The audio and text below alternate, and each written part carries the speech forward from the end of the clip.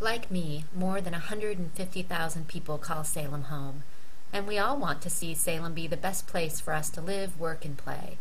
So when I heard of the Salem River Crossing project, I wanted to check it out. Right now, those calling for a third bridge are promoting what they call the Salem Alternative. This is a multiple-lane bridge that would look something like this. It has connections to the Salem Parkway, Hickory, and Pine Street in North Salem, and Hope, Wallace, and New Marine Drive.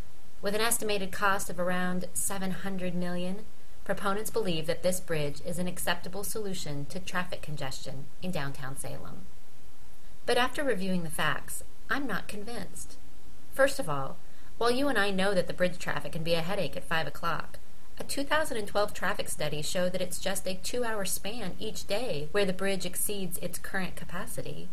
That news is particularly troubling in light of the 2011 state traffic report that shows that traffic volumes have consistently gone down across the state since they peaked in 2002.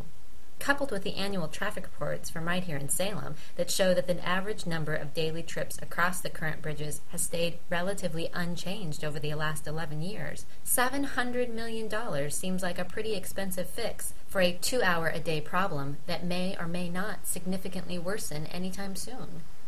But still, what are we going to do about that traffic?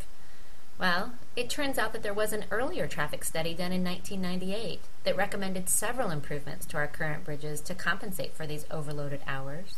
The Willamette River Bridgehead Engineering Study aimed to understand the maximum volumes that the bridge could handle and to identify possible improvements. In the end, the study recommended 8 improvements. Things like creating a free-flow exit ramp from the Center Street Bridge to northbound Front Street, or adding a lane to the Wallace Road off-ramp from the Marion Street Bridge. Right now, only 3 of those recommendations have been completed. If all 8 recommendations from the report were done, it's predicted that the capacity of the current bridges could be raised by almost an additional 2,000 vehicles per hour.